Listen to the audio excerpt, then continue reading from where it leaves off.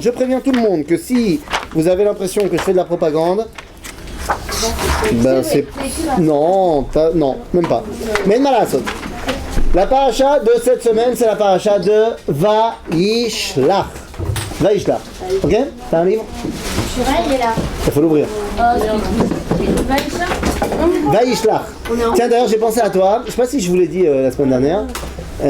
Mais vu que tu es une fan du Zohar, il y a une question, il y a une question, j'étais donné cours la semaine, enfin Shabbat là, dans une Keïla où il y a des Chabadnikim, et des Chabad, et il y a une question, il y a un mec qui m'a posé une question, il m'a dit comment ça se fait que Yaakov Avinu, il s'est marié avec 2 sœurs. Ah mais c'est assourd. Alors, effectivement, tu peux dire... Alors, je lui ai fait une réponse en plusieurs étapes.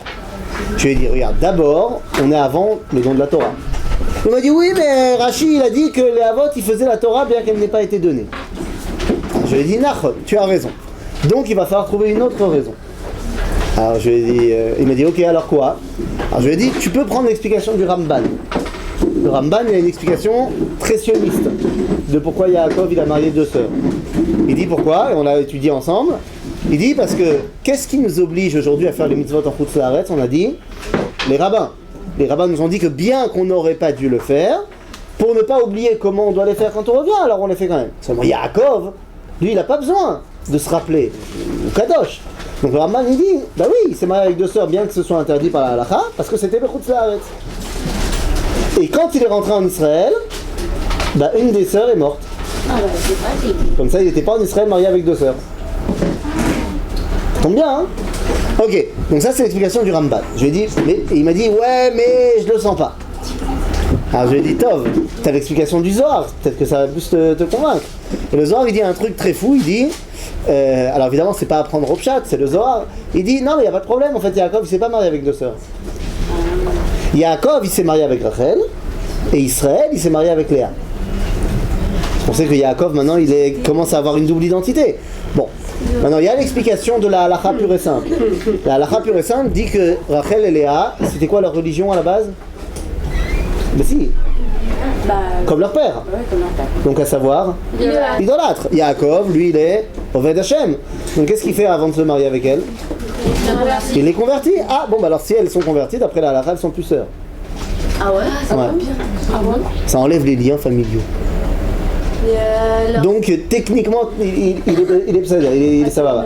Alors après, je lui ai dit tout ça, il m'a dit ah ok. Je lui ai dit mais ça m'étonne quand même. Et c'était un vrai, hein. C'était un vrai avec la beubare, le chapeau, tout ce que tu veux, un vrai Chabad. Je lui ai dit ça m'étonne quand même que tu ne connaisses pas, à mon sens, celle qui est la meilleure explication, celle du Rabbi Lubavitch.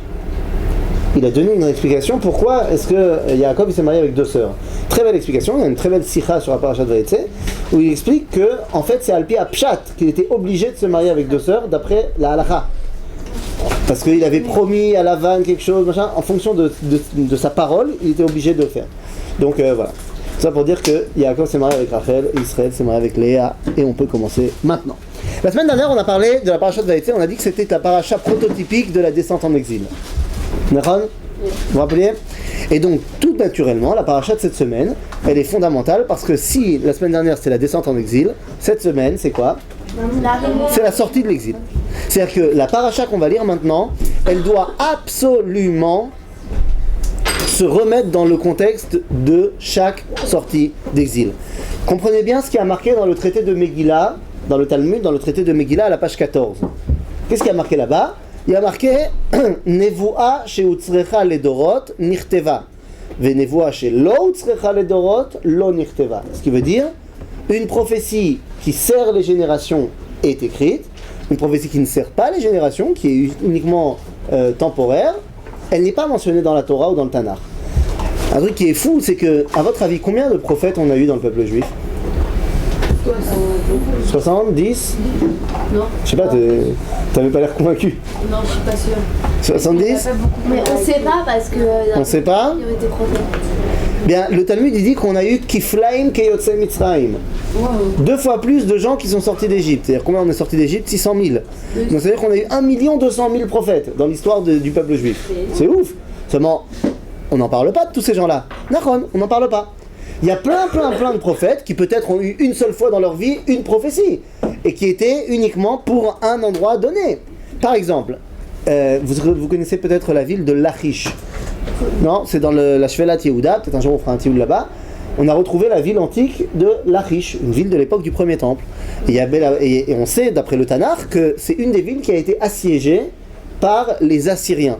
Maintenant, on a retrouvé dans la ville de Lachish plein de morceaux d'argile qui servaient de lettres à l'époque. On écrivait sur de l'argile. On a trouvé plein de morceaux, on a pu reconstituer plein d'écrits. Par exemple, un écrit qui est envoyé à Chizkiyahu Melech Yehuda. Ok, parce qu'il y a on va dire une place forte à Lachish, et il y a l'armée assyrienne qui arrive, et il envoie un rapport au roi à Jérusalem. Et c'est super important, c'est très sympa ce qu'il dit, et on voit qu'il fait le décompte des réserves, le décompte des troupes, le moral des troupes, et à un moment donné, dans le rapport, il dit « Ve'anavi amar ta ta ta ta ta ta ». Ça fait partie du rapport, qu'est-ce que le Navi il dit? Maintenant, on ne connaît pas ce Navi. Tout ça pour dire qu'il y a plein de Nevi'im qui ont parlé, on ne sait pas ce qu'ils ont dit. Mais les Nevi'im qui ont été marqués dans la Torah, ça veut dire que leur prophétie a une importance pour nous, pour les générations. Ce qui veut dire que ce qu'on va étudier là maintenant, évidemment, se replace dans ce contexte-là. Très souvent, lorsqu'on étudie des trucs, on dit toute ressemblance avec un cas actuel serait purement fortuite et involontaire. Eh bien là, c'est pas le cas. Toute ressemblance avec un cas actuel est volontaire à fond. C'est-à-dire que ce qu'on vit aujourd'hui, forcément, est calqué sur ce que le prototype de la sortie d'exil nous donne dans la Torah. Adkan, on est bon? Ça va. Alors on peut y aller. Et on avait dit la semaine dernière, je crois qu'on avait terminé là-dessus, en disant quelle est la première étape de la sortie d'exil, lorsque Yaakov finalement se sépare de Lavan. Vous vous rappelez ce qu'on a dit? Que finalement ils ont conclu une alliance. Ah oui. Ouais. Le nom de la montagne. Il a fait. Et que le nom de l'endroit où ils ont conclu l'alliance, Lavan l'a appelé Yegar Sa'aduta, ça veut dire un monticule de témoignage. Et Yaakov, il l'a appelé Gal-Ed, ce qui veut dire un monticule de témoignage aussi. Seulement, il l'a dit en hébreu. La première étape de la sortie de l'exil, c'est reparler hébreu. C'est-à-dire reparler comme un juif. Je ne sais même pas si je vous ai parlé de Yosef à ce moment-là. Je vous ai parlé de Yosef? Hein? Non, mais dans ce contexte-là. Vous savez comment Yosef s'est dévoilé à ses frères? Alors, Chazal, ils disent qu'il leur a parlé en hébreu. Aval, ils disent non, il leur a pas parlé en hébreu. Il leur a montré sa orla, qu'il n'en avait pas. Il leur a montré sa brit mila. Et là, Chazal, il se repose une question, il dit comment ça? Comment ça? Là, dans le palais pharaon, on dirait qu'il a enlevé la jupette. Qu'est-ce qui se passe? Alors ils disent non. Il dit en fait, il leur a parlé en hébreu, et comme il leur a parlé un langage juif, ils ont compris, les frères, qu'il était brit milé. C'est-à-dire, un juif, il parle pas comme un goy. Oui, c'est un verbe que je viens d'inventer. Qu'est-ce qu'il y a? Le brit milage, qu'est-ce qui se passe? Ah, la circoncision, oui, j'aurais pu. Ça aurait été moins drôle. Oui. Un gars qui parle hébreu, il parle pas comme un juif qui parle. Non, c'est pas une question seulement de langue en fait. C'est pas une question simplement de quel langage j'utilise. Il y a des. Arrête, tu sais bien que chaque personne, chaque identité humaine, quand elle parle, elle draine avec lui un bagage culturel, qu'elle le veuille ou pas. Donc c'est pas seulement une question de langage. Ce bagage culturel qui est celui d'Israël, ça ne peut pas être le même que celui de la France, celui de la Norvège. Ça ne veut pas dire qu'il est mieux ou moins bien. C'est un bagage culturel qui est le nôtre. Ok, il faut revenir à ça. Ça va là? Yovi. Alors, c'est parti. Je vous préviens, on terminera pas le cours tant qu'on n'ait pas fait un petit exercice. D'ailleurs, regarde, tu vas sortir, tu vas aller dans mon vélo. Il y a une pochette devant avec un truc bleu avec plein de feuilles dedans. Tu le ramènes. Bekitson, on est parti. Parashat Vaishar Shalom. Ça va? Bien dormi? Alhamdoulilah. Alors c'est parti. Vaishlar Perek Lamedbet, verset Dalet. Ok? Vaishlach Yaakov Malachim Lefanav Esav Achim. Toda. Vu que vous avez réussi à dévoiler le code de la photocopieuse, qui c'est qui a le code de la photocopieuse? Toi tu l'as? Tu me fais cette photocopie là. Je sais pas, t'en fais 30. Ok, juste le côté là. Et tu lis pas. C'est bon, on peut y aller.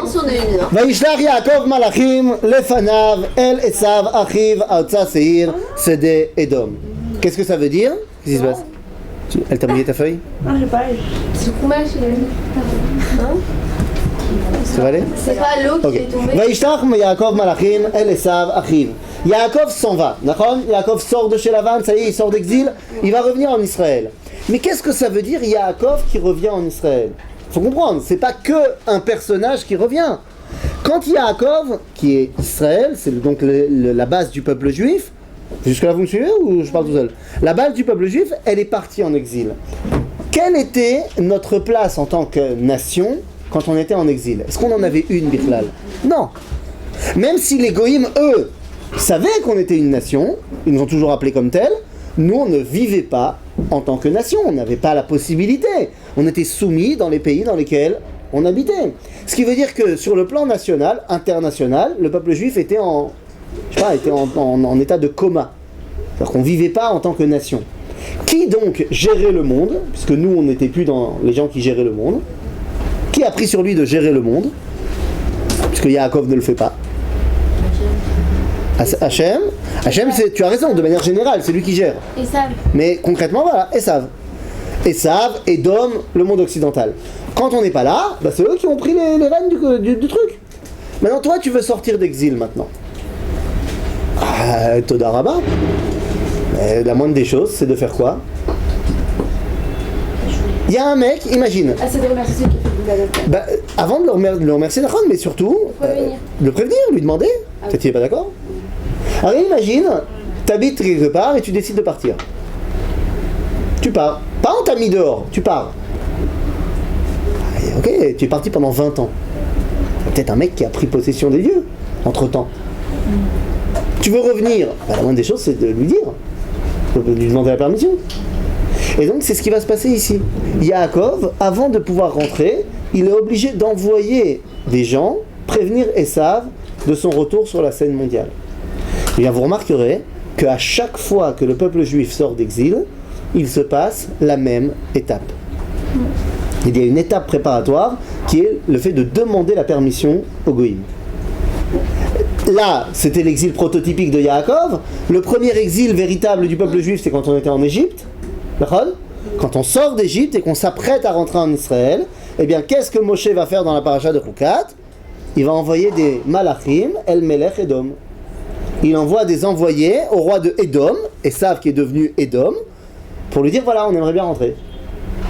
De la même façon, l'exil suivant, c'est l'exil de Babylone, eh bien, on ne pourra pas rentrer en Israël tant qu'il n'y aura pas ce qu'on appelle Hatzarat Koresh. Arrête, on est parti en exil parce que les Babyloniens sont venus et ils ont conquis le monde. Ok, jusque-là, vous êtes d'accord? Entre-temps, 52 ans après la destruction du temple, les Babyloniens ont été battus par les Perses. Ce qui veut dire que maintenant, les patrons du monde, c'est qui? C'est les Perses. Qui est le patron des Juifs, donc, de facto? Les Perses. Si maintenant le peuple juif veut sortir d'exil, il faut la permission des Perses. Or, cette permission, on l'a reçue. On l'a reçue de la part de Koresh, en français, Cyrus, roi de Perse, empereur de toutes les Perses, qui a donné la permission au peuple juif de rentrer à la maison et de reconstruire le Beth Amikdash.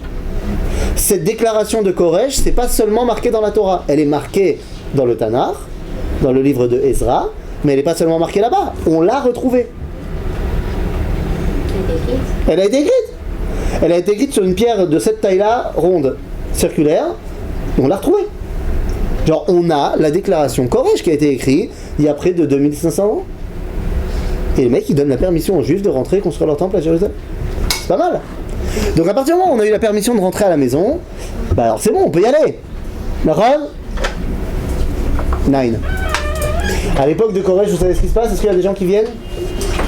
Vous savez, le roi des Goïm, il a dit, vous pouvez rentrer et construire le Beth Amikdash. Donc forcément, tu vas me dire, tous les Juifs, ils veulent rentrer.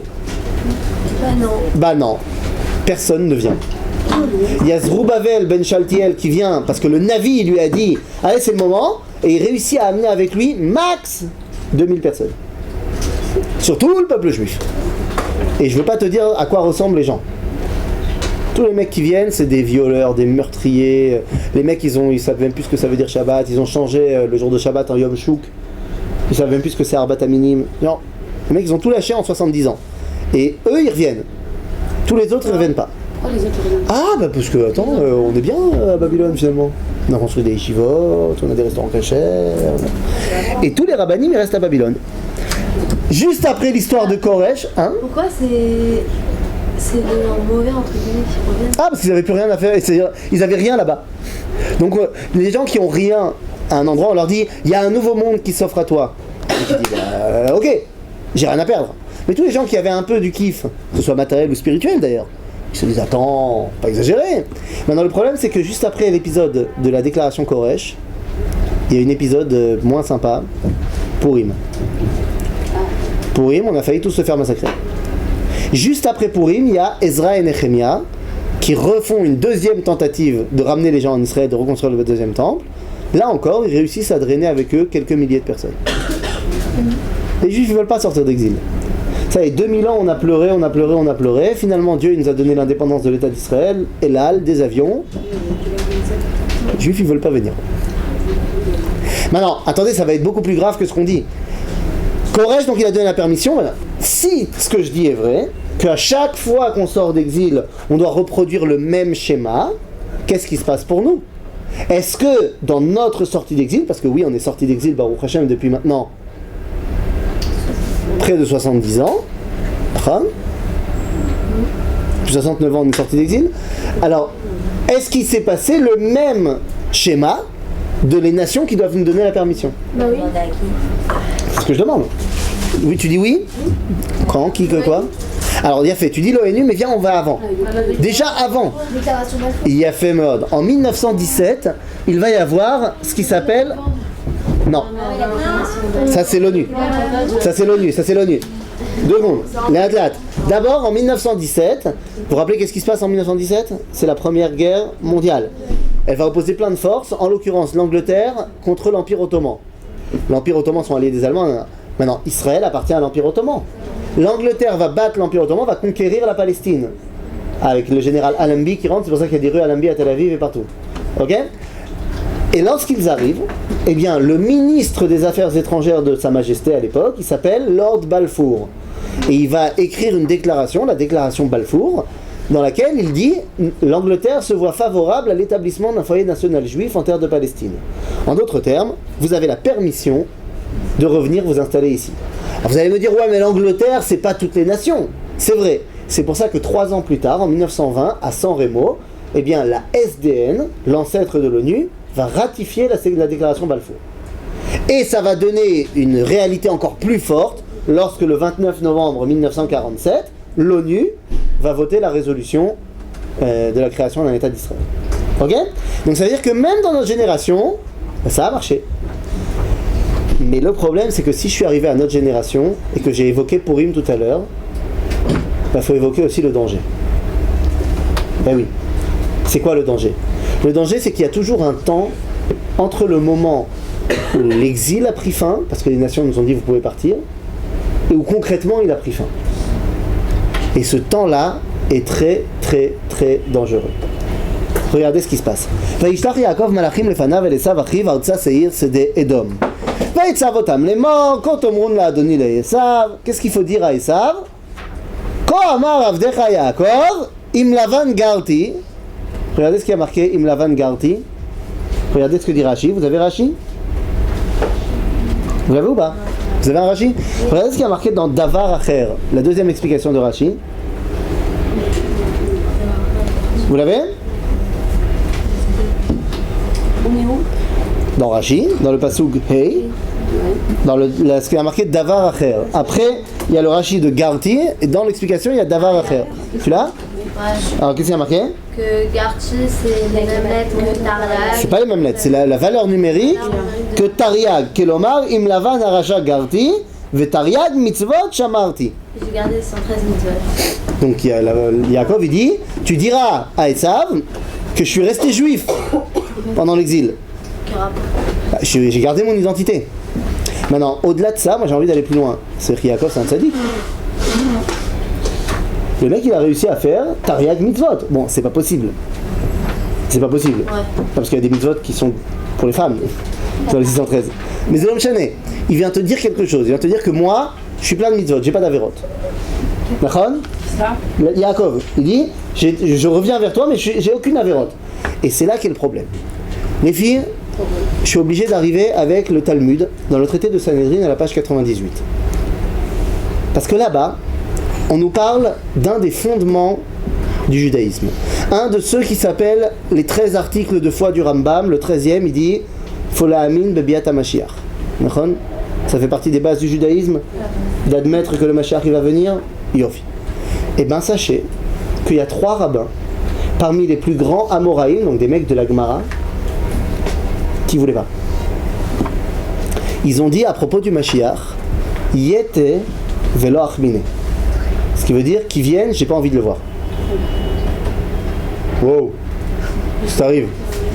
Pourquoi Chacun, ils ont un problème avec le Mashiach. Ils ont un problème genre une flip. Genre, ils ont un problème pas genre... Non, ils ont peur. Ils ont peur de ce que va accompagner le Mashiach. Alors, il y en a un qui a peur de la chute spirituelle du peuple juif. On n'en parlera pas aujourd'hui. Il y en a un qui a peur du quoi ? Du problème palestinien. On n'en parlera pas non plus aujourd'hui. Mais il y en a un autre, un des 3, qui s'appelle Rabba. Lui, il a peur d'un autre problème. Il a dit Yete velo achmine. Qui vienne, je ne veux pas le voir. Pourquoi ? Parce que à l'époque du Mashiach, juste avant le Mashiach, il y a ce qu'on appelle Chevle Mashiach. Chevle Mashiach, ça veut dire les douleurs de l'enfantement du Mashiach. Et ce sont des douleurs qui doivent, d'après Rabba, dépasser tout ce qu'on peut imaginer. Ok ? Et donc, hein ? Le premier, il y en a un qui dit, il a peur de la chute spirituelle du peuple. Ensuite, le deuxième, c'est Rabba. Le troisième, c'est Rabbi Yochanan, il a peur du problème palestinien. Oui ? Il y a une signification pour avoir avant le Mashiach. Pourquoi on doit quoi ? Ah, pourquoi on doit avoir beaucoup de douleurs ? Oui, parce que Chavalim, c'est aussi un mot qui est utilisé, Bezrat Hashem Ishtabach Shemo, Inch'Allah, bientôt pour toi, lorsque tu auras un enfant. D'accord ?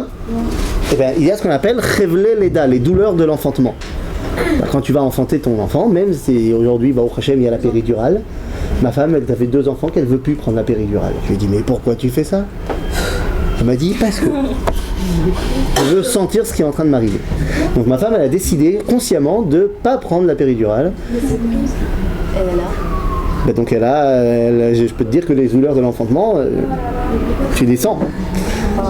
Maintenant, pourquoi elle a fait ça ? Parce que ma femme est dans le trip, faut être bari, faut être sain. Et donc faut manger bien, faut manger sain. Évidemment, ça ne se voit pas sur moi, mais faut manger bien, Je lui dis, tant que ça n'arrive pas dans mon assiette, tu fais ce que tu veux. Elle mange du quinoa, ma femme. Tu comprends le level ? Ok ? Maintenant, oui, c'est bien sûr, c'est ce qu'on essaie de se dire. Mais en tout cas, elle a choisi ça. Maintenant, il y a plein de raisons médicales pourquoi est-ce qu'elle ne veut pas prendre la péridurale, parce que ça fait l'homme chané. Le fait est que... Parce que c'est dans les vapes après la... Ouais, le fait est que il y a des douleurs de l'enfantement. Maintenant, il paraît que c'est des douleurs que... moi, je n'ai jamais vécu, tu vois, mais il paraît que c'est très très dur. Maintenant, il y a un truc qui va sortir à la fin. C'est quelque chose d'énorme. Physiquement, je peux t'expliquer aussi pourquoi il y a des douleurs de malade. Il y a quand même un truc énorme qui va passer par toi. C'est normal qu'il y ait des douleurs. C'est-à-dire que quand tu enfantes quelque chose de grand, c'est normal que le monde du passé, il soit complètement chamboulé par ça. Ok ? Et donc le Mashiach, si c'est véritablement grand, et ça l'est, c'est normal qu'il y ait des douleurs terribles qui l'enfantent. Maintenant, Rabba, il a très très peur de ça, à tel point qu'il ne veut pas venir. Je fais une parenthèse, qui n'en est pas une. Aujourd'hui, on sait ce que c'est des douleurs de l'enfantement. Des douleurs comme on n'en a jamais eu. Ça a un nom. Ça a été quoi les douleurs de la Géoula ? La Shoah ? La Shoah. La Shoah. Agave, si ça vous intéresse, si vous êtes un peu comme moi dérangé de la tête par la Shoah, et que ça vous intéresse de savoir ce que les rabbanim, ils ont dit pendant la Shoah, les rabbanim qui étaient là-bas. Ouais. C'est assez incroyable d'avoir des fois des témoignages de rabbanim qui enseignent la Torah dans le ghetto de Varsovie, tu vois. Je ne sais pas si vous imaginez l'ambiance. Parmi eux, il y en a un qui est le rabbi Kalminos Kalman Mepir Setzna, celui qui est plus connu sous le nom du livre qu'il a laissé, Esh Kodesh. Il a écrit un livre tous les Shabbats, il donnait un Dvar Torah à Varsovie dans le ghetto, alors que chaque Shabbat il manquait des gens. Parce qu'il y avait des gens qui étaient morts. Et pourtant c'est quelqu'un qui donne un Dvar Torah chaque Shabbat, où chaque Shabbat il fait un procès d'intention à Dieu. C'est incroyable. Mais chaque Shabbat il est là, il dit qu'on a besoin de lui, même dans les douleurs, machin, nanana. Et il raconte Hanouka, le seul Dvar Torah qui nous reste de lui, Hanouka 1942. Donc est-ce qu'on est fin décembre ou début janvier, il faut que je vérifie. Mais en tout cas, Hanouka 1942, c'est la date où va commencer officiellement la solution finale. les chambres à gaz, les fours crématoires, etc. Avant, c'était une exécution qui était plus artisanale. Il est mort dans le ghetto d'Varsovie. Maintenant, il écrit que jusqu'à présent, les douleurs qu'il y a eu dans la Deuxième Guerre mondiale, c'est des douleurs qu'on a toujours connues. Les pogroms, les attaques, les exécutions. Il dit, Aval Arshav, Zemitot Meshunot, c'est jamais arrivé. Arshav, c'est quelque chose de différent. Et donc, effectivement, on comprend la Shoah, ça n'a rien à voir avec un simple pogrom à grande échelle. Ok ? Donc, les douleurs de l'enfantement de la Géoula, on les connaît aujourd'hui. Oui. L'Égypte, on est d'accord que c'est vraiment pour la Géoula. J'ai pas entendu ce que tu as dit. L'Égypte ? Ouais. En Égypte. Ah non, l'esclavage en Égypte, c'est pas les douleurs en soi. Les douleurs en soi, c'était quoi ? La dernière année. C'est-à-dire, quand toi tu parles de l'Égypte, c'était très très dur, les Égyptiens ils étaient pas cool et tout, et tu regardes le Midrash qui te dit mettez les enfants dans les briques, machin. Ça, c'était 1 an. Sur les 210 ans d'esclavage. Donc il y a eu à la fin un moment où c'était très dur. Tout le reste c'était sababa. N'oublie pas que pendant près de 80 ans, il y avait encore Yosef et ses frères. Donc on était super sababa. Et après, l'esclavage, il a été très très progressif. Ça après C'est non, 210 ans, c'est à partir de quoi? Non, à partir du moment pas de... Non, la naissance de Yitzhak, c'est 400 ans. 210 ans, c'est à partir du moment où on est arrivé en Égypte, c'est-à-dire avec Yosef. Oui, ça a commencé après la mort. De quoi? L'esclavage? Les 210 ans, on les décompte à partir du moment où Yaakov est arrivé en Égypte. Donc à l'époque où Yosef est vivant. Yosef va vivre longtemps après la mort de Yaakov. Et après la mort de Yosef, il va y avoir encore ses frères qui sont là. Et à cette époque-là, c'est encore tout bien. Ok? Et on compte quand même ça dans cette période-là dans les 210 ans en Égypte. Et tu as raison que l'esclavage à proprement parler, il a été progressif et il a été vraiment dur seulement à la fin. Mais Kitsour, Rabat, il dit j'ai peur, je veux pas voir le Mashiach, je veux pas voir la Géoula. Pourquoi? Parce que je sais qu'il y a des douleurs terribles avant et j'ai pas envie de les voir. Toda Rabat, j'ai pas envie de vivre à l'époque de la Shoah. On peut le comprendre. Nous on sait maintenant rétrospectivement ce que c'était la Shoah. On va aller ensemble à Yad Vashem un jour. Ah bah si. Bah ouais. Ah non, elle a dit. Quoi Je vais être frontalier. Ouais, ça va, tranquille. On fera des blagues. Faire Bekitsour, C'est pas marrant. tout ira bien. Ça va. Bekitsour, ah, mal à sauter. Il y a un moment donné, il faut aussi se rappeler de Yom HaShoah, non? On l'a été 10 fois, on l'a été 20 fois. Ouais, tu vas pas faire avec moi. Si, j'ai la grande. Mais tu vas pas faire avec moi. C'est la même. Bekitsour, Rabotai. Oh, c'est pas le problème. Le fait est qu'aujourd'hui, on sait ce que c'est la Shoah. Et on peut comprendre un Rav qui dit j'ai peur de ça. Ok, mais c'est d'Agamour. Alors il a peur de ça et donc il dit Nine, je veux pas voir ça. Maintenant, Abaye, qui est sa Chavruta, elle lui dit mais Rava, je comprends pas. Il n'y a pas de problème. Tu sais bien ce qu'il faut faire pour ne pas être korban de ces douleurs-là. Il suffit que tu sois plein de Torah et mitzvot. C'est un bon argument. Il n'y a pas eu de gens qui étaient pleins de Torah et mitzvot dans la Shoah? Si. Donc, Rava lui dit non, ça marchera pas. Ça marchera pas. Parce que je sais que je suis plein de Torah et mitzvot, il n'y a pas de problème. Mais j'ai peur que la faute soit plus importante et me fasse tomber dans la Shoah. J'ai bien dit la faute parce que je traduis littéralement de ce qui est marqué dans la Gemara. Il est marqué Shema Yigrom Achet. J'ai peur parce que peut-être il y a la faute qui va faire que. De quelle faute il parle? Adam et Chava? Adam et Chava, c'est fait ce que tu dis. Non, là pour le coup, mais dans d'autres cas, j'accepterai ce que tu dis. On va voir de quelle faute il s'agit. Il est évident qu'il ne peut pas s'agir d'une simple faute du Shulchan Aruch. Rava. C'est un manque de Emouna. C'est un manque de Emouna? Ardout. Sois pas en Israël? Sois pas en Israël. Alors venez, on va essayer de voir. Vous savez bien, dans la Gemara, quand il y a des gens qui citent quelque chose, ils s'appuient. Sur quoi ils s'appuient? Sur des versets. Eh bien, Rava, il va s'appuyer sur le verset qu'on est en train d'étudier. Il dit, regardez, qu'est-ce qu'il dit Yaakov à ses envoyés? Il leur dit, tu lui diras à Esav, Im Lavan Garti, c'est quoi la suite? Vaechar Adata. Vous vous rappelez la semaine dernière, on a dit quand est-ce que Yaakov il a décidé de repartir en Israël? À quel moment il a décidé de sortir de chez Lavan? Yosef. Est-ce qu'il est sorti tout de suite? Non. Il a stagné encore pendant 6 ans. Pour faire quoi? Du business. C'est ce que Yaakov dit ici en disant Va'echar adata. Ça veut dire quoi Va'echar? C'est quoi Va'echar? J'ai tardé, comme plein de filles ce matin. Je sais pas pourquoi je dis ça. Mais pas du tout. J'ai tardé. J'ai tardé. Maintenant, pourquoi est-ce que c'est important j'ai tardé? Non mais c'est pas de vous que je parlais. Hein. Vous vous sentez visé? Ah, ce shalom. Pas du tout. Enfin, juste que vous pouvez pas leur dire ça jeudi. Hein. Aux filles, quand vous faites la propagande. Vous leur dites pas, non mais il n'y a pas de problème, le Machonora, tu peux venir à 11h30. Tout va bien. De Kitsour, Vaechar Adata, j'ai tardé. J'ai tardé. Maintenant, c'est quoi le problème? Pourquoi c'est un problème, j'ai tardé? D'ailleurs, moi je me pose une question.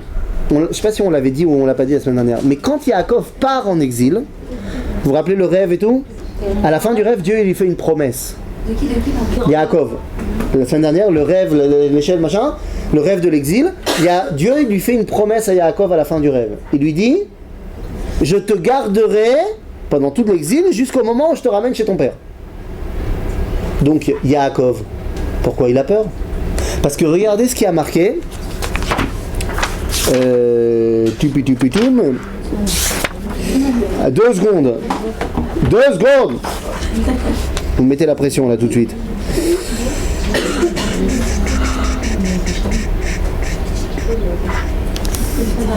Il faut à nous. Iné.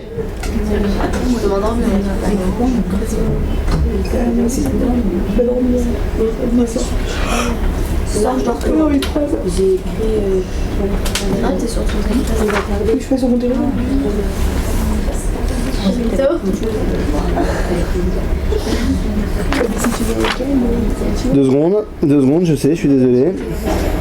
Où est-ce que je suis moi? Par rapport à Tu vas pas comparer un enfant de 9 ans et un enfant d'an? Il faut à nous. Ah, mes frères et sœurs, j'ai jamais eu un 9 ans. Iné. Dans le Passoukret, regardez le Passoukret. Si Dieu il l'a promis de le garder. Ok, vous êtes avec moi? Si Dieu il lui a promis de le garder. Regardez ce qu'il dit dans le Passoukret. Dans le chapitre 32, la Medbet, Passoukret. Vaïra Yaakov. Ouais, Vaïra Yaakov Meod Vaïtzerlo. Pourquoi il a peur? Pourquoi il a peur? Dieu il lui a promis que tout va bien. C'est vrai que ses envoyés ils viennent de lui dire Esav il arrive avec 400 mecs qui veulent te tuer. Mais Dieu il lui a promis qu'il le garderait. Alors pourquoi il a peur? Et c'est la même raison pour laquelle Rava a peur. Il dit parce que j'ai peur que la faute me fasse défaut. Et c'est quoi la faute? Yaakov nous a dit Va echar adata. J'ai tardé.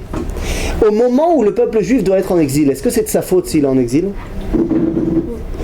Quelque part oui, on a fait des erreurs, certes, mais qui a décidé qu'on sera en exil? Dieu. Donc on est protégé quand on est en exil parce que Dieu il est quand même un petit peu responsable de ça. Et c'est pour ça que Dieu nous fait la promesse qu'il ne nous arrivera rien en exil. Aval. Au moment où l'exil prend fin et que toi tu décides d'y rester, ça s'appelle tarder. Oui, mais il y aura toujours un. Il y aura toujours un. Quelque chose qui va vous empêcher, sinon ton droit aussi. Nahan, tu as raison. Mais ça s'appelle comment? Quand tu peux rentrer mais que tu décides de ne pas rentrer. C'est-à-dire si tu viens en Machonora à 8h50, tu es en avance. Ça sera fermé. C'est Chaval. Tu vas rentrer, le mec il va te dire non, tu rentres pas.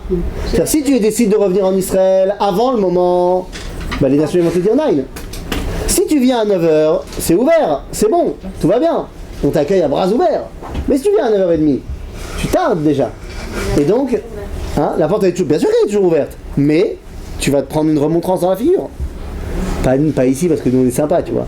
Mais moi je me rappelle qu'il y a une fois, j'étais au cours du Rav Zuckerman, je ne sais pas, je suis arrivé avec 3 minutes de retard. Il m'a dit Atalo Nichnas. Non seulement Atalo Nichnas, mais il te fait comme ça, j'aime pas. non seulement le Rav Zuckerman il nous a dit tu rentres pas, mais il m'a dit tu veux plus revenir au cours. C'est une blague? Terminé. Non?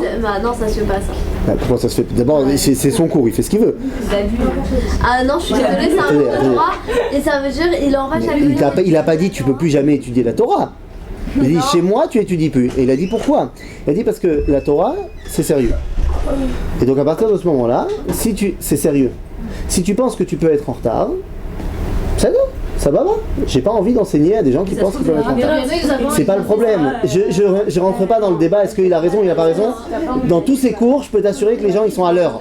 Mais donc t'as pu jamais. Ah bah non, J'étais plus dans son cours. J'étais plus dans son cours. t'as pu jamais été dans son cours. Dans son cours, j'ai pas été. J'ai été dans des cours à lui, mais pas le même cours. Ah oui, mais il a eu la blague. Non, c'est pas une blague, c'est une question d'éducation. Mais non, c'est Ça s'appelle du chinour, mademoiselle. Ça s'appelle du chinour. Ça s'appelle du chinour. Moi, on fait ça, ben je reviens. Eh ben reviens plus. Mais non, parce Attends, j'ai pas compris, tu viens pour lui. Mais non, parce que de base, quand on vient et qu'on étudie, il te vient, bah, ça va quoi. Mais j'ai pas compris, attends, excusez-moi. J'ai pas compris. Non mais c'est pas le problème.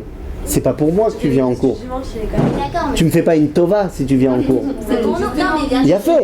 Donc tu me dis, s'il me fait ça, je reviens plus. Bah reviens plus, c'est ton problème. là, mais parce que ça se fait, je sais pas. Mais tu vas en cours, tu vas en cours. Attends, j'ai pas compris. Pourquoi ça se fait pas? Attendez, 2 secondes, temps mort. Pourquoi ça se fait pas? Parce qu'il a tort de dire que t'as été en retard? Non, j'étais en retard, c'est ma faute. Mais t'as été en retard, ne le fais plus. Après, c'est ses règles à lui.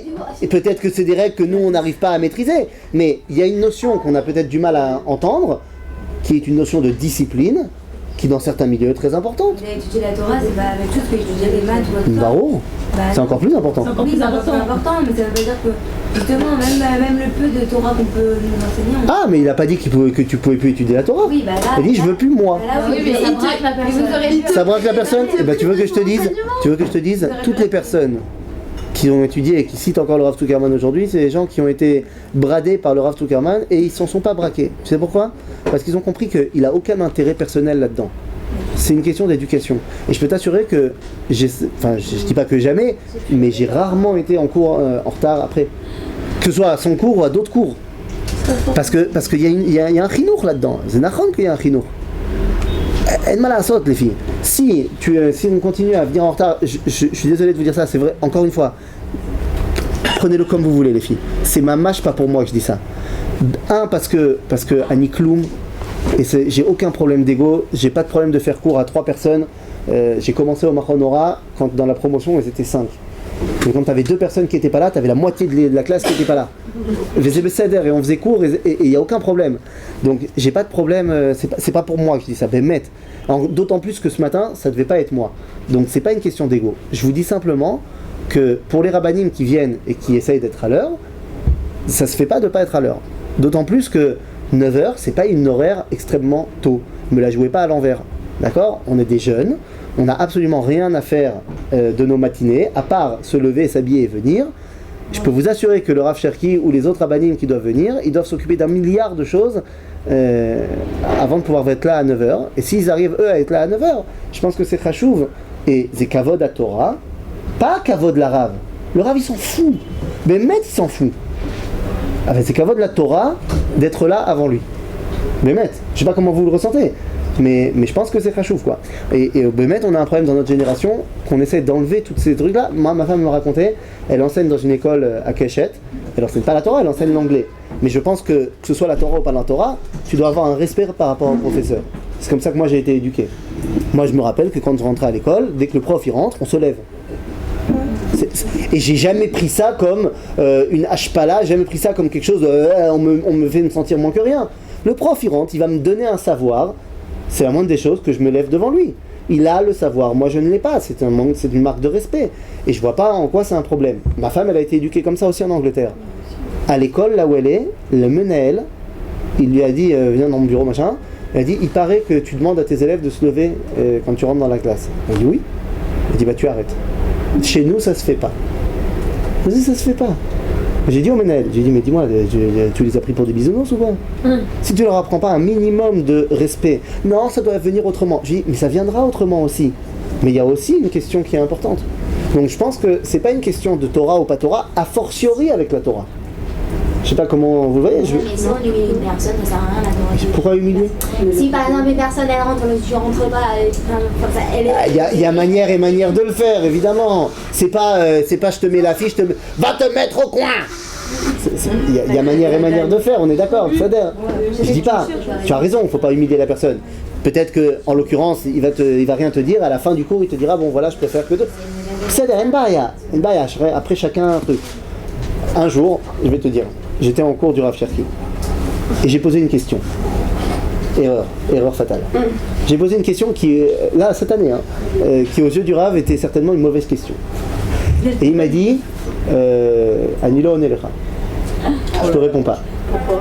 Parce que tu devrais avoir honte. Ça fait 12 ans que tu étudies chez moi, tu dois savoir un truc comme ça. C'était quoi la question? Laisse tomber, c'est pas le problème. Elle dit, tu vas savoir un truc comme ça. Non, c'est pas le problème. Toi, tu sais pas. Mais parce que moi, je devais le savoir. Agav, il avait raison. Je me suis creusé un petit peu la tête après le cours et j'ai trouvé la réponse. C'était juste de la fainéantise intellectuelle. Maintenant, après, comme les cours du Rav Shachri, c'est pas seulement que c'est filmé, comme nous. C'est également retransmis en direct sur internet et tu peux poser des questions en direct. Et il y a quelqu'un qui a posé une question, enfin qui a dit quelque chose dans l'écran, il a dit « Je trouve que vous avez été trop dur avec l'élève. » et le Rav il a dit « Tu vois, c'est ça tout le problème quand on étudie la Torah derrière l'écran. Parce que c'est quoi le problème? Toi tu ne vois que moi, la caméra elle est fixée sur moi. Et donc tu m'as vu lui dire ça et tu as vu les gros yeux que je lui ai fait.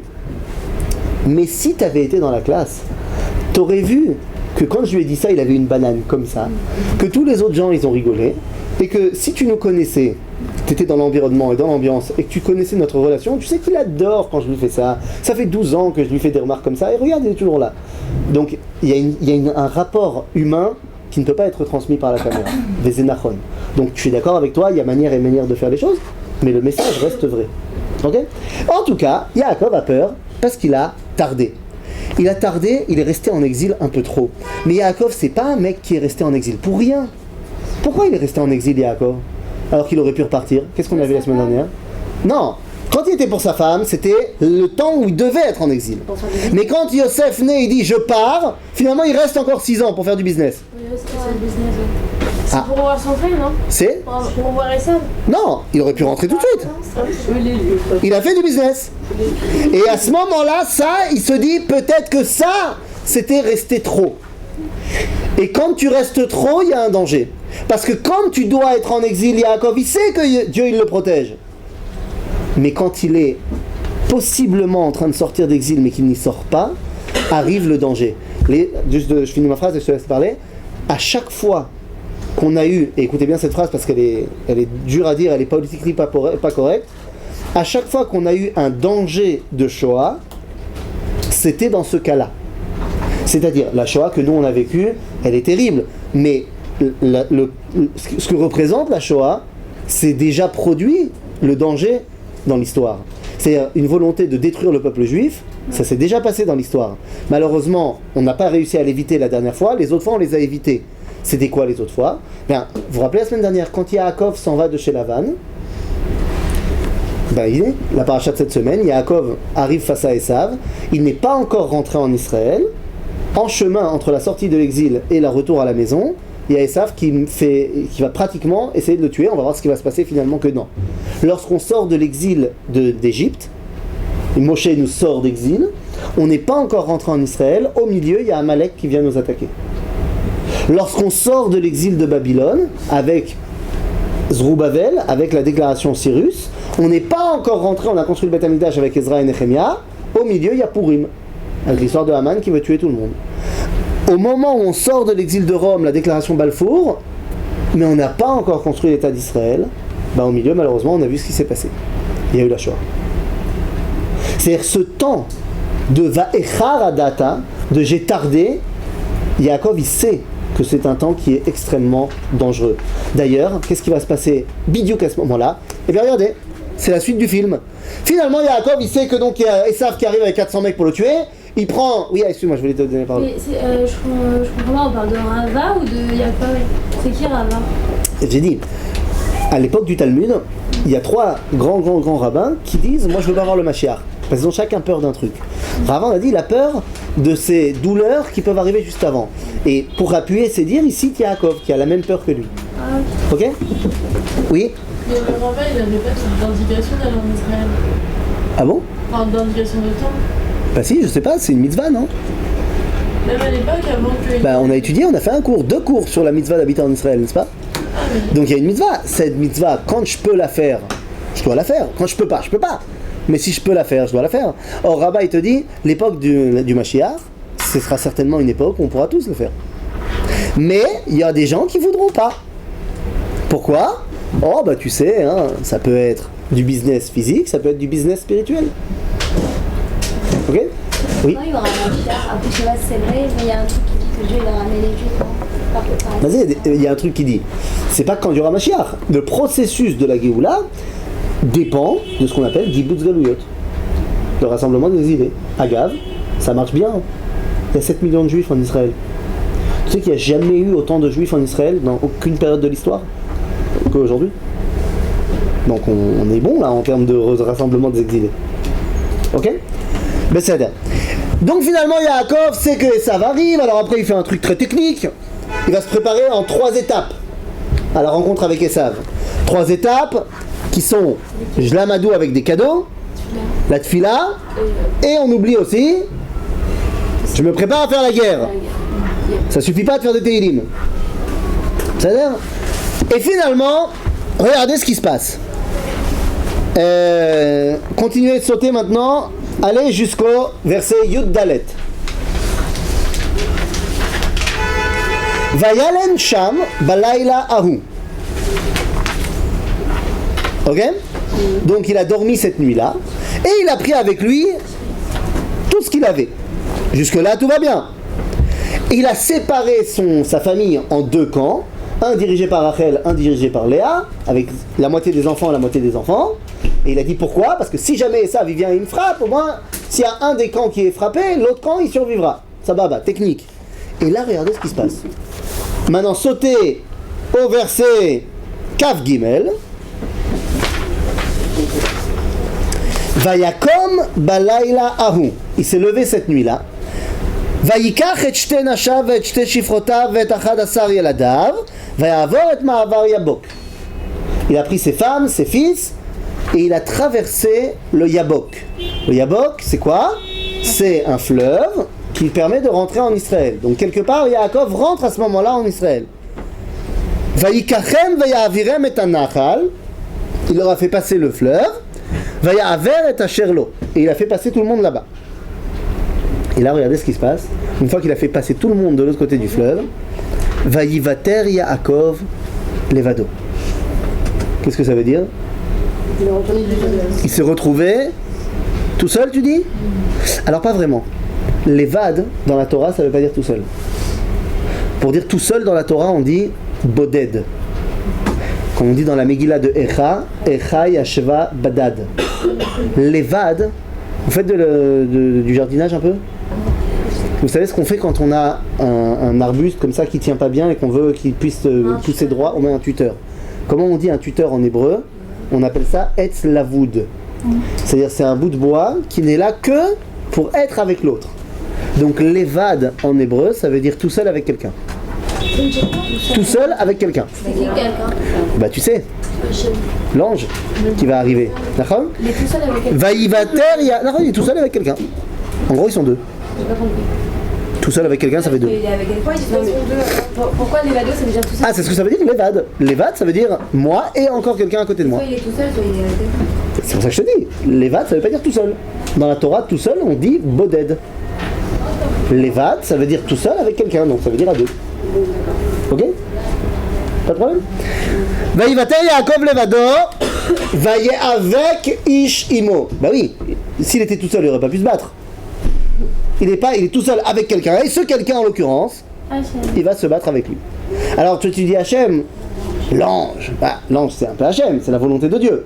D'ailleurs, c'est vrai ça, c'est quoi la définition de l'ange? Vous pouvez me donner une définition d'un ange s'il vous plaît? Définition. Définition que Hachem lui dit. Définition de l'ange, il fait une mission, c'est ce qu'il fait. Je veux une définition d'un ange. Mazé Malach. Envoyé de Dieu. Envoyé de Dieu, ça peut être moi. C'est la volonté de Dieu. Alors, un envoyé de Dieu, pas sous forme humaine. Et s'il prend forme humaine? Spirituel. Et s'il prend forme humaine? Ah, qui connaît son but. Il a pas dit Sahara. Il n'a pas dit Sahara, il connaît son but. Alors, je vais vous donner moi une définition. Je ne dis pas qu'elles sont fausses, ce que vous avez dit. Je voudrais vous donner la mienne. Malach, c'est Retzon Hashem. Un ange, c'est une expression de la volonté du Créateur. Maintenant, il y a différentes sortes d'anges parce qu'il y a différentes volontés de Dieu. Par exemple, la volonté du Créateur de guérir, comment elle s'appelle? Raphaël. Ok, c'est la volonté de Dieu de guérir. La volonté de Dieu d'être puissant s'appelle Gavriel. Gibor El. Ok? Je sais pas moi, la volonté de Dieu d'allumer la lumière, c'est Oriel. D'amener la lumière dans le monde. Ok?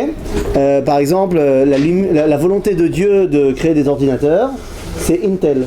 Ça marche aussi. Ah, ça marche! Non, ça marche pas?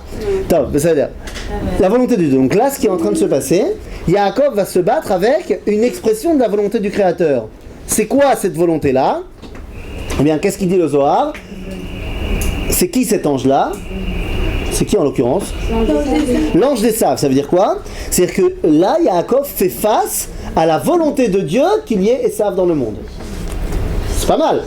Mais si la volonté de Dieu avec les événements, qu'est-ce qu'il fait?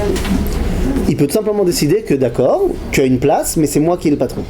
Mais il va décider que ça serait le patron. Que? Déjà, ça serait le patron. Ça l'a été de facto pendant 20 ans. Parce que Yaakov s'est barré. Ça veut dire que c'est décidé par Dieu. Bah yeah. C'est pour ça qu'il doit se battre avec Yaakov. Yaakov doit montrer que maintenant je reprends ma place. Ok? Et donc, Vayevater Yaakov levado, vaya avec Ishimo, Adalot Hashachar. Combien de temps ils se sont battus? Ah, vous croyez que c'est simplement un verset qui vient de donner une indication temporelle comme ça? Arrête, quand ils se sont battus, c'était toute la nuit, d'accord? Or, je vous l'ai déjà dit la semaine dernière, la nuit dans le langage de la Torah, ça représente quoi? L'exil. C'est quand le début de la Géoula d'après le Talmud, comment ça s'appelle? Alot Hashachar. Maintenant, comment ça se dit en français Alot Hashachar? Lever du soleil. Ah non. Comment on dit lever du soleil? Ozricha, nachon, ou alors dans le langage de la Torah, Hanet Sachama. Ok, il y a des Français qui disent moi je vais prier honnête. Les gens qui disent ça? Non, c'est les gens qui n'ont jamais appris à parler hébreu. C'est les mêmes gens qui disent c'est pas bien de faire du shonara.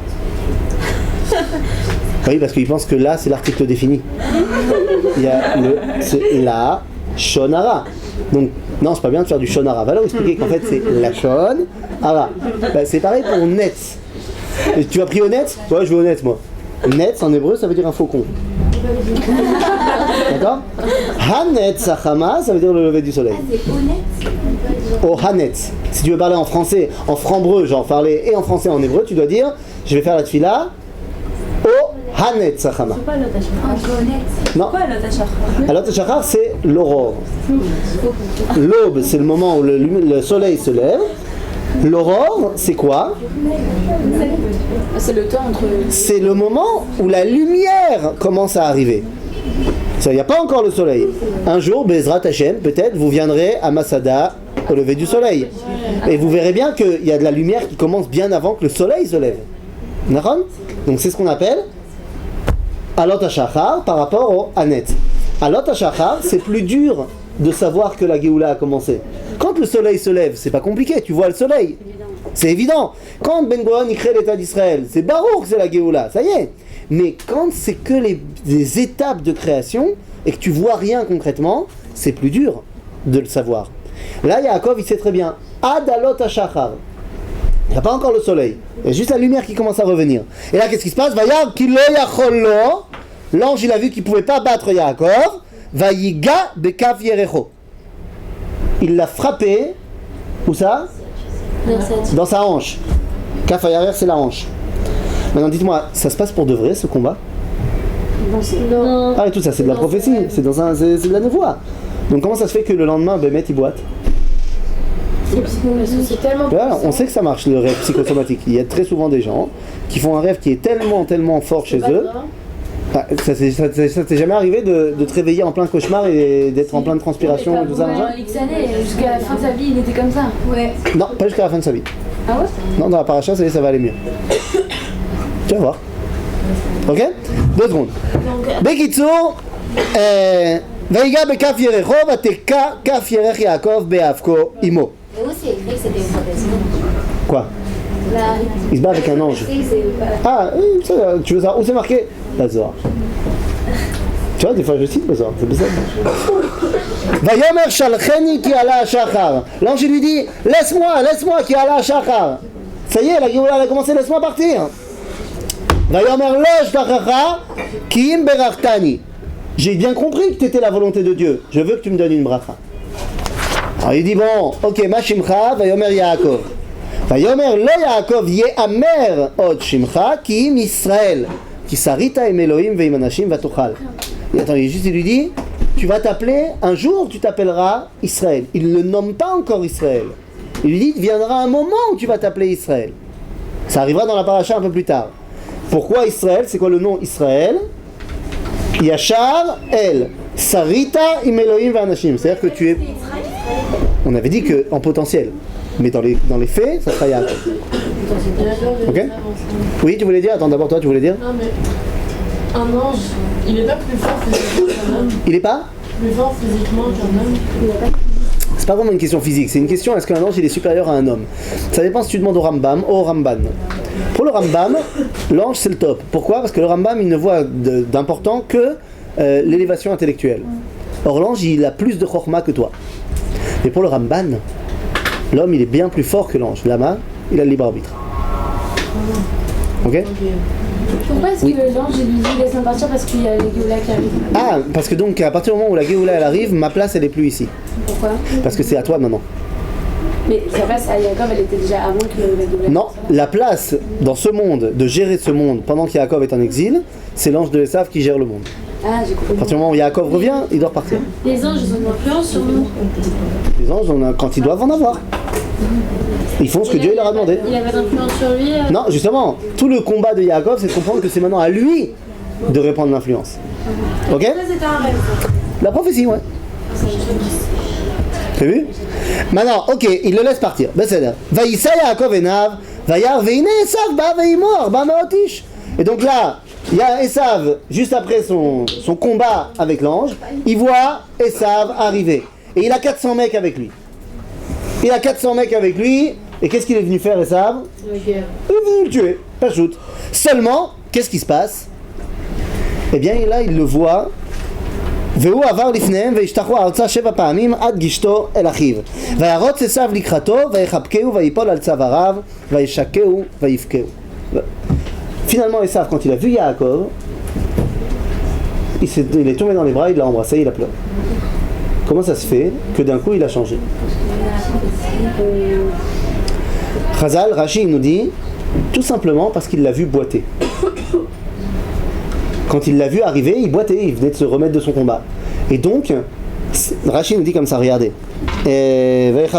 Non.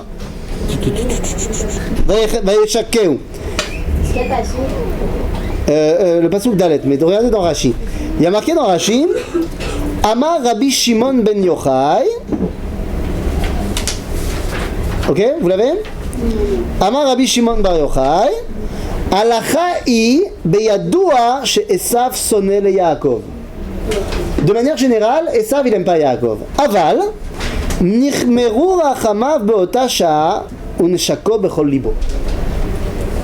Il dit au moment où il l'a vu boiter, behemet, il a eu pitié de lui et il l'a embrassé de bon cœur. Les amis, il s'est passé exactement la même chose en 1947. Behemet, les nations en général, ils sont pas fans de nous.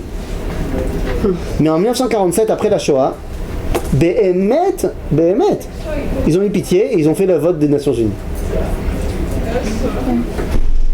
Si ce vote y est passé aujourd'hui, je peux t'assurer que ça passerait pas. Ils ont fait du mal, eux, ils n'ont pas été pour. Hein. Quoi? Les nazis.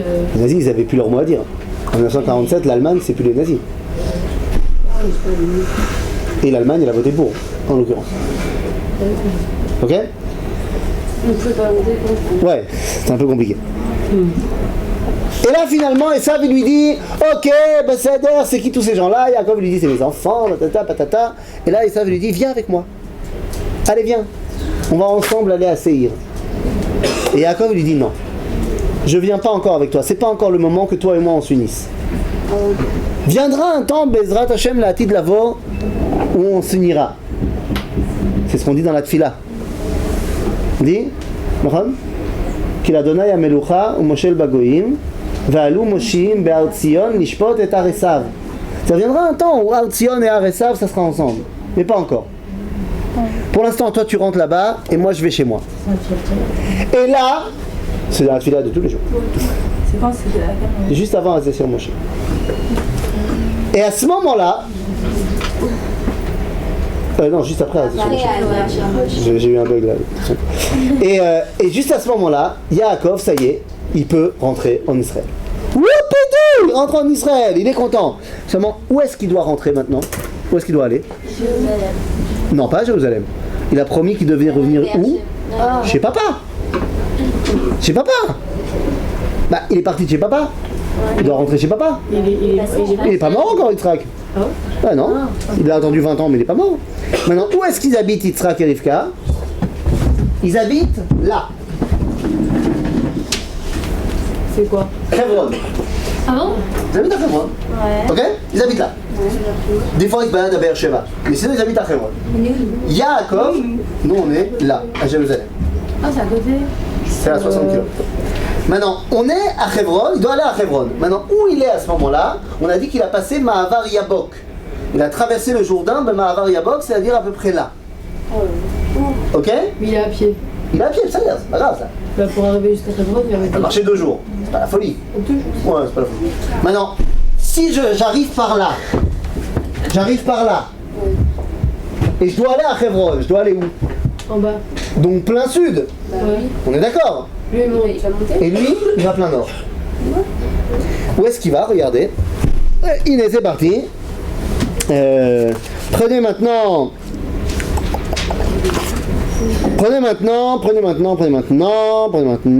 Ephani. Ok. Verset Yutret. On est au chapitre Lamed Gimel, verset Yutret. Regardez où est-ce qu'il va. Vayavo Yaakov Shalem Ir Shrem. Il est arrivé à Shrem. C'est où Shrem? Inès, c'est là. Il est là. Il doit aller là, et lui il va là. Donc c'est pas qu'il s'est planté dans le chemin. C'est clair qu'il doit aller au sud et il va au nord. Ça veut dire qu'il y va pour une raison. Et là les amis, on rentre pour la 10 dernières minutes pour une histoire beaucoup plus folle. Parce que ça y est, l'exil est terminé maintenant. Il est rentré. D'ailleurs, l'exil est terminé, il s'est remis de sa blessure avec l'ange, d'où je sais. Et à ce qui a marqué, Vayavo Yaakov Shalem. Mazé Shalem. Mazé entier. Regarde ce que dit Rashi. Shalem begoufo, shenitrape mitzalaato. C'est-à-dire qu'il a été, ça y est, il s'est remis. Ok? Et il arrive à Shrem. Maintenant va s'ouvrir une autre page de l'histoire juive. Si jusqu'à présent on était en exil, eh bien maintenant la page Israël s'ouvre. Et pourquoi il va à Shalem? Pourquoi il va à Shrem? Ben on a dit, c'est une volonté, c'est pas qu'il s'est planté dans le chemin. Il va plein nord alors qu'il devrait aller plein sud, c'est pas un détour. Il va là-bas parce qu'il va chercher quelque chose. Vous vous rappelez qu'on a dit la semaine dernière, Yaakov il a un problème, c'est qu'il a 12 fils, enfin pour l'instant il en a 11. Et il a aussi quoi? Une fille. Une fille. Il va chercher un Il faut la marier. Et donc il va chercher un mari pour Dina. Pourquoi il va là? Oh, là tu poses une bonne question. Pourquoi il va là-bas? À qui il aurait dû la donner? Ce qu'on n'a pas dit il y a 2 secondes, c'est que quand Esav il arrive, il la planque dans une boîte. C'est une Pas cool. chez eux. Pas cool, pas cool. C'est peut-être la même boîte d'ailleurs. Parce qu'il s'est dit, je veux pas la donner à Esav. Bon, on peut peut-être comprendre, hein? D'ailleurs, on a puni pour ça, non? Non, Khazal dit c'est pas bien ce que t'as fait. T'aurais dû. Oui, mais on dit que c'est pour ça que Gina, elle s'est fait tuer. Non, non, ça serait pas arrivé si tu l'avais donné à Esav. Maintenant, lui, il voulait pas la donner à Esav. Esav avait à ce moment-là 98 ans. Dina en avait 7. Ah ouais. Esav à ce moment-là avait 98 ans. Esav, non? Non, Léa. Léa, oui. Bon, maintenant elle est mariée avec Yaakov, voilà ça. Oui, oui. Okay. Donc si déjà, donne-lui Dina. Non, il ne l'a pas donné. Et donc là maintenant il va chercher un autre mari à Dina. Si c'est pas Esav, alors ce sera qui? Eh bien ce sera Shrem. Parce que c'est qui les gens de Shrem? Vous vous rappelez peut-être pas, hein, mais il y a longtemps, on avait étudié la paracha de Lech Lecha. Et on avait dit que finalement Abraham avait désobéi à Dieu et il avait pris avec lui tous ses potes. Et où est-ce qu'ils avaient été? Ils avaient été à Shrem construire la ville de Shrem. Et après, ils les avaient laissés là-bas. Ça veut dire que les habitants de Shrem, ce sont les premiers élèves d'Abraham. Les derniers descendants, si tu veux, de l'idéologie d'Abraham sont à Shrem. Et c'est pour ça qu'il va là-bas. Et là-bas, il va tomber sur le roi de la ville. Et là, Qu'est-ce qu'il lui fait? Eh bien, d'après Chazal, la première chose qu'il fait quand il arrive à Shrem, il leur apprend 3 choses. Intéressant. Yaakov, il apprend à Shrem, Ben Hamor, et à Hamor, à Shechem, à la ville, il leur apprend 3 choses. Il leur dit, il faut mettre en place une monnaie. Deuxièmement, il faut que vous fassiez des bains publics. Et troisièmement, il faut que vous créiez des marchés. Alors, pourquoi il lui dit ça? Eh bien, ce sont les 3 étapes par lesquelles, dans la halakha, on se marie. Qu'est-ce qu'il faut? Il faut 3 choses pour qu'une mariée, elle soit véritablement mariée. D'abord, il faut la tabaat, la bague, donc l'argent. Ok, tu dis sous la choupa, areat mekudeshet li betabaadzo. Ok.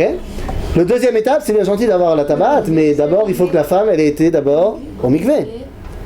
Et enfin, qu'est-ce qu'on lit sous la choupa? La ktuba, qui n'a de valeur que parce qu'il y a un processus commercial.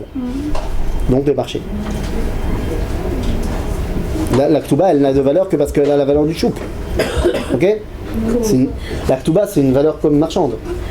C'est combien je vais payer si jamais je défais mon mariage. C'est la somme que je vais donner. C'est une bague? Non, c'est pas la bague. Ça s'appelle un contrat de mariage. Je comprends pas ce que. Quoi? Et ça existe dans toutes les cultures. Il y a des millions d'euros dessus. Hein. Tu mets ce que tu veux dessus. Ah, c'est non, mais il n'y a pas écrit non, c'est le mec. Quel mec? C'est sûr que c'est. Le mec avec qui tu vas te marier. Ah, mon mari, ok. Il va marquer combien tu vaux à ses yeux. C'est affreux. C'est affreux. Ouais, mais je vous rassure, de toute façon, plus personne ne donne la ktuba aujourd'hui. Dans aucun cas de figure, la ktuba, elle est réalisée. Vous en faites pas. Bah, c'est quoi le. Alors là, c'est pour faire patienter le public. C'est pour faire, si tu veux, vraiment, c'est pour faire patienter. Non, c'est pour faire la séparation. Non, pratiquement, c'est pour faire la séparation entre les fiançailles et le mariage. Les fiançailles, c'était la première bracha qu'on a lue avant, la ktuba. Le mariage, c'est les siva brachot après. Entre les deux, on lit la ktuba. Mais concrètement, ça marche plus aujourd'hui. Pourquoi? Parce que si il y a un arrangement à l'amiable entre les gens qui veulent divorcer, c'est-à-dire qu'en général, il me va terrer à la ktuba. Elle accepte de ne pas reprendre la ktuba. Et si jamais elle veut se battre pour faire en kikiner l'autre, alors, parce que comment ça marche aujourd'hui? Comment ça? Non, comment ça? Rien à voir. Non, la ktuba, c'est un acte commercial. C'est, je me suis marié avec toi et j'ai dit voilà, je m'engage, si jamais on divorce, de te donner 100 000 shekels. Voilà. T'es d'accord avec ça? Oui, je suis d'accord avec ça. Mais c'est pas possible que quelqu'un mette 1 shekel. Non. Il y a une somme minimale. Mais il y a plein de gens qui mettent des milliards. En général, on met une somme guionite, quoi, possible. Maintenant, tu dis voilà, je donne 100 000 shekels si jamais on doit divorcer. Maintenant arrive le jour où, chas v'shalom, les gens ils veulent divorcer. Alors comment ça marche? Le mec il dit je veux divorcer. Donc, je dis je suis prêt à te donner le get à la condition que toi tu sois mevateret à la ktuba. C'est-à-dire que toi tu dis je veux pas prendre ma ktuba. Donc comme ça le mec il est bon. Ou alors la fille elle dit moi je veux divorcer mais j'accepte le get à la seule condition que en fait tu me donnes plus que la ktuba. Ah ouais, d'accord. Et après c'est ce qu'on appelle le bet mishpat. Mais attendez, on la garde quand même, on la détruit pas. Là. Ah, tu fais ce que tu veux avec le papier. Non, parce que tout le temps, après dans les papiers et tout, on en a tout. Oui, oui, après, pour l'acte de judaïté, machin, non. Mais bon, t'en fais pas, la ktuba elle est à la rabbanout de toute façon. Même si toi t'as plus ton. Il y a le rabbin il signe deux papiers sous la rouba. Un que tu vas garder, que tu vas donner à ta mère, et un que tu donnes qui rentre dans les registres de rabbanout qui vit sur ordinateur. Donc si on a perdu, toi tu t'es marié, si tu es marié en Israël, il n'y a pas de problème. Enfin, si personne n'a date, c'est pas grave. En Israël, il n'y a pas de problème. Non, parce que c'est organisé, il y a la rabbanout, machin. Quand tu vas te marier en Ukraine du Nord, je sais pas à quel point c'est organisé, quoi. Ok? Bekitsour, et là, qu'est-ce qui se passe? Eh bien voilà les filles, c'est parti. Vatetse Dina Bat Yaakov, chapitre Lamed Dalet. Vatetse Dina Bat Yaakov, Bat Léa, Slicha, j'ai dit n'importe quoi. Vatetse Dina Bat Léa, justement Bat Léa et non pas Bat Yaakov. De la même façon que Léa était sortie à la rencontre de Yaakov pour lui dire j'ai échangé mon tour de tente avec Rachel, tu dors avec moi ce soir. C'était l'histoire des Doudaïm quand ils avaient échangé. Donc pareil, Vatetse Dina Bat Léa. Rashi nous dit elle ressemble à sa mère. Iotset. C'est une meuf qui sort à la rencontre des autres. Et elle est sortie, Lirod Bivnot Haaretz. Elle a trouvé des copines. Sympa. Et là, Vayar ota Shrem ben Hamor, Achivi nesi haaretz, Vayikach ota, Vayishkav ota, Vayanea. En gros, qu'est-ce qu'il a fait? Il l'a violée. Bien ou pas bien? Pas bien. Bah, pas bien, Nahon. Comment on gère un cas comme ça? Ok, elle s'est fait violer. On fait quoi maintenant? Dina, elle est sortie à Shrem, voir un petit peu ce qui se passe là-bas. Là-bas, le prince de la ville, Shrem, il l'a vu, il l'a kiffé, il l'a violé. Ah, ok. Qu'est-ce qu'on fait maintenant? Dina, la fille de Yaakov. Dina, la fille de Yaakov. On fait quoi maintenant? Elle se marie avec lui. Donc toi, tu dis. Elle dose Toi, tu dis, une meuf qui se fait violer, elle doit se marier avec son violeur. Parce qu'elle a été. Vous avez raison. D'après la halakha, chez les juifs, entre nous, c'est comme ça que ça marche. Ça t'a énervé parce que, évidemment. Non. Maintenant, elle a le droit quand même de refuser. Seulement, on avait dit qu'à l'époque, elle refusera pas. Elle refusera pas parce qu'à l'époque, malheureusement, une fille qui était plus vierge, elle valait plus rien. Baruch Hashem, aujourd'hui, les choses ont évolué. Donc elle refusera aujourd'hui. Voilà. Quoi qu'il en soit, finalement, comment Yaakov va réagir? Sa fille vient d'être violée. Donc vous vous rappellerez pas. Il la donne. Comment on fait? Eh bien, Yaakov, il va essayer de faire le même truc. Qu'est-ce qui se passe? Vatidbak nafsho bedina bat Yaakov, vayehav et haneara, vayedaber al lev haneara. Finalement, il l'a kiffé. Il dit, je veux vraiment me marier avec elle. Vayomer Shrem el Hamor avi le mort, kach li et hayalda azot leisha. Je veux me marier avec elle. Et là, Yaakov shama ki timme et dina bito. Yaakov, il a appris que on a rendu impure sa fille. C'est-à-dire que pour l'instant, les frères de Dina, ils sont pas au courant. Ils étaient en train de faire pète les troupeaux. Et Yaakov, il a attendu qu'ils reviennent. De là, de ce verset, on comprend qu'il y a un truc qui est en train de se passer. Qui est en train de prendre les rênes de la famille? Les frères, les fils. On va voir ce qui se passe. Finalement, le papa, il va parler avec le papa. ובני יעקב באו מן השדה כשומעם ויתייצבו האנשים ויחר להם מאוד כי נבלה עשה בישראל לשכב את בת יעקב. Les amis, qu'est-ce qu'il a entendu Yaakov? Yaakov shama, regardez le verset Hey. Yaakov shama quoi? Ki time et Dina bito. C'est-à-dire que quel est le statut de Dina? La fille de qui? Yaakov. Qu'est-ce que les frères ils disent? Regardez le verset maintenant. Chet. C'est là le verset Zayn, c'est là. Ou Bene Yaakov, Baou Minasade, Keshom'am. Quand ils ont entendu ce qui s'est passé, ils sont revenus. Vaïtiatsevu Anashim, Vaïchar Laem, Meod. Ils étaient dégoûtés à mort. Pourquoi? Regardez ce qu'il y a marqué. Kinevala Asa. Vous l'avez ou pas? Israël. Nishka Vet Bat Yaakov. C'est-à-dire que pour Yaakov, c'est un problème personnel. C'est ma fille qui a été violée, bon bah on va régler ça entre nous. Mais les fils de Yaakov, ils voient ça d'un autre œil. Pour eux, c'est un problème quoi? National. Ils se voient comme étant déjà devenus, c'est où là l'Israël. Et donc en tant que tel, si on porte atteinte à la fille de Yaakov, on a porté atteinte à qui en fait? À la fille du roi. Donc c'est plus un problème perso, c'est un problème national. C'est les fils, ça? Les fils, ils disent ça. Donc il y a une marloquette entre Yaakov et ses fils. Yaakov ne se voit pas encore comme un Israël. Ses fils se voient comme un Israël. Qui a raison? Les fils. Ben, concrètement, Yaakov, il en manque un pour être un Israël. Il manque Binyamin. Il n'est pas encore né. Okay, mais ils sont déjà en Eretz Israël, donc ils commencent déjà à comporter comme ça. Et donc qu'est-ce qu'ils vont faire? Et ben alors là c'est parti, Shimon et Lévi ils sont chauds. Shimon et Lévi ils sont chauds les mecs. Shimon et Lévi ils disent oh, vous savez quoi? Voulez-vous marier avec nous? Pas de problème. Faut se brit miler. Ah, et Malasot, c'est comme ça. C'est comme ça chez nous. Donc les mecs ils se disent ok ça vaut le coup. Et là, vous connaissez l'histoire, tout le monde se brit mille. Se brit mille. Et le troisième jour, le moment où ça fait mal, eh bien, Shimon et Lévi viennent et ils massacrent tout le monde. Cool ou pas cool? Ah non, pas cool. Pourquoi pas cool? Ils les ont trahis. Ils les ont trahis. Ils leur ont pas dit qu'ils n'allaient pas les tuer. Ah, mais, ils ont fait un stratagème. Maintenant ça se fait pas, tu dis.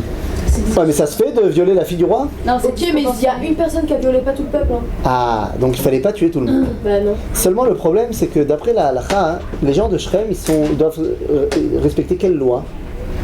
Sheva mitzvot, Bnei Noach.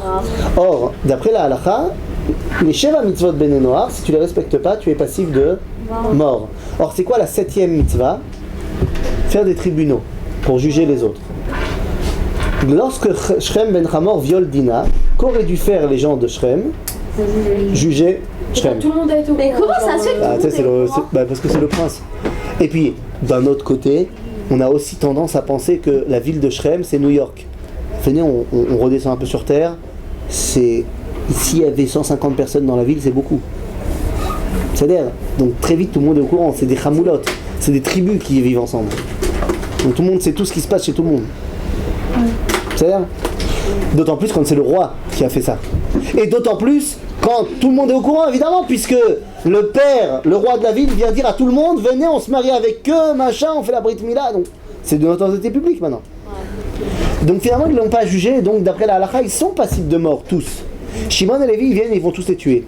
Est-ce que ça va faire plaisir à Yaakov? Bah non. Regardez ce que dit Yaakov. Non, t'as raison. Il aime pas, mais pour une raison. C'est quoi son problème à Yaakov? Eh bien, regardez. Ils l'ont pas demandé. Non, pas qu'ils l'ont pas demandé. Sautez 2 secondes. Sautez au verset. Au verset. Au verset. Nous. Iné. Au verset Lamed. Verset Lamed. Sautez au verset Lamed. Vayomer Yaakov. Lamed. Vayomer Yaakov el Shimon vel Levi. Qu'est-ce qu'il leur dit? Achartem oti leavisheni beyoshev haaretz בכנעני ובפריזי ואני מתי מספר ונאספו עליי והיכוני ונשמדתי אני וביתי. C'est quoi le problème de Yaakov? Il lui dit, mais qu'est-ce que vous avez fait les gars? Mais vous êtes fous! On n'est pas nombreux! Et maintenant tous les peuples ils vont se réunir contre nous, ils vont nous tuer! Donc c'est quoi le problème de Yaakov? C'est un problème de stratégie militaire. Il dit, c'est pas intelligent ce que vous avez fait. C'est pas intelligent, on va se faire tuer avec vos bêtises. Donc puisque le problème de Yaakov c'est un problème de stratégie militaire, qu'est-ce qu'ils doivent répondre, Shimon et Lévi? Une réponse stratégique. Mais non, t'en fais pas, on est plus fort, on va gagner. Seulement qu'est-ce qu'ils répondent? Vous vous rappelez du cours qu'on a fait sur Hanouka? Ouais. Pourquoi on est sorti en guerre pour Hanouka? C'est quoi qui nous a poussé à sortir en guerre au final? Qu'est-ce qu'on a dit? Quoi? Le droit de cuissage. Le fait qu'on viole toutes les femmes d'Israël. Vous vous rappelez ou vous vous rappelez pas? D'accord? Ça lui faisait quelque chose, mais il disait bon, on va gérer ça entre nous. Seulement les frères, regarde ce qu'ils disent. Alors que Yaakov dit vous avez fait un peu n'importe quoi parce que maintenant on va se faire tuer. Les frères répondent, regarde, va yomru. Qu'est-ce qu'ils disent?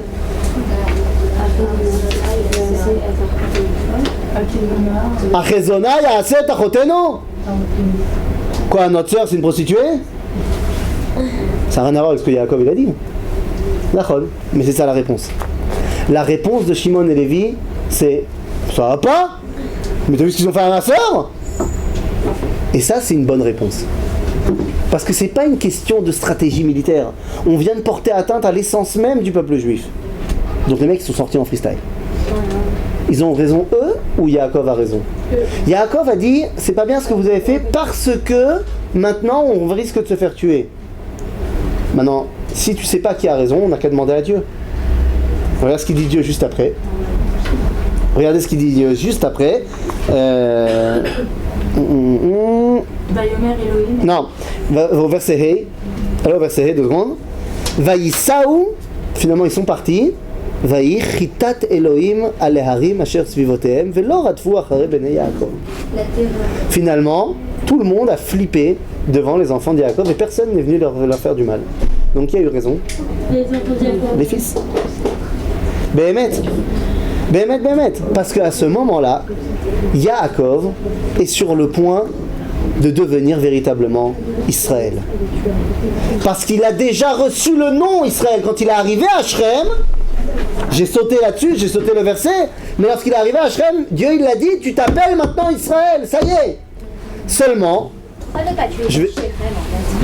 Parce que les autres aussi sont passibles de mort, Bezek, qu'ils n'ont rien dit. Ils auraient dû juger Shrem et le mettre à mort. Ils ne l'ont pas fait, tant pis pour vous. Maintenant, juste 2 secondes, je vous demande de revenir en arrière. Revenir en arrière, parce que tout le problème a commencé là. Revenir en arrière au chapitre Lamed Dalet, verset Yutret.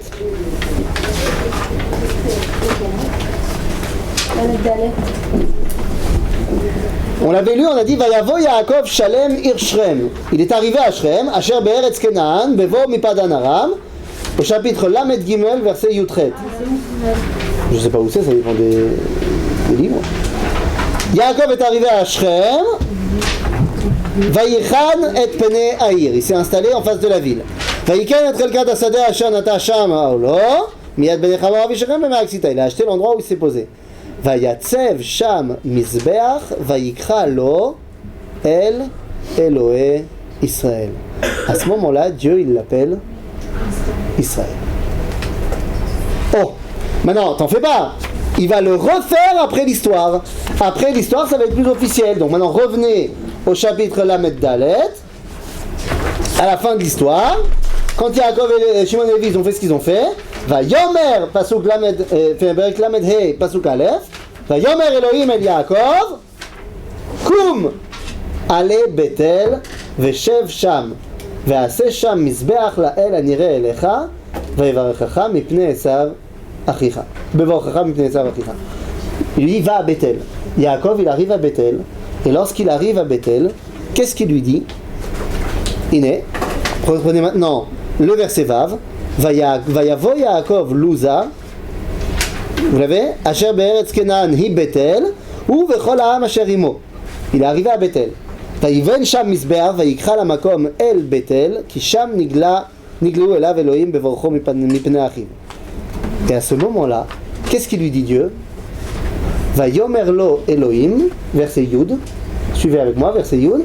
Vayomer lo Elohim, Shimcha Yaakov lo yikare Shimcha od Yaakov, ki im Israël yeh shemecha. Vayikra et shemo Israël.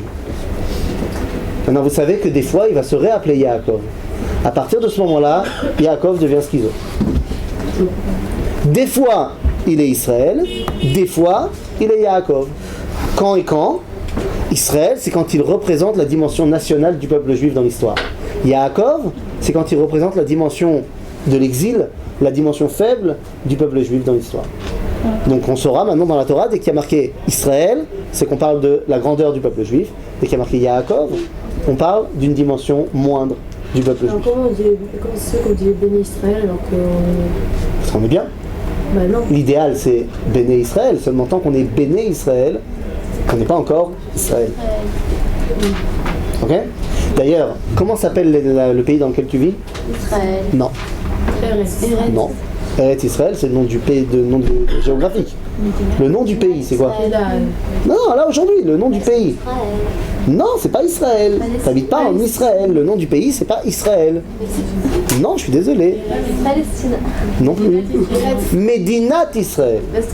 Non, vous n'avez pas dit Médinat Israël à aucun moment. On l'a dit, non. Quelqu'un a dit Médinat Israël? Ah, excusez-moi. C'est Doria. Je vous ai pas entendu.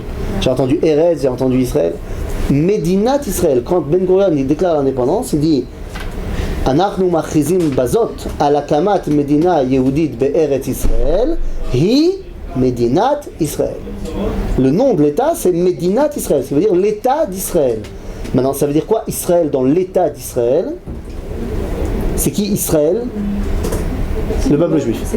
C'est l'État du peuple d'Israël. Ça veut dire que aujourd'hui on s'appelle bel et bien Israël et non plus béné Israël.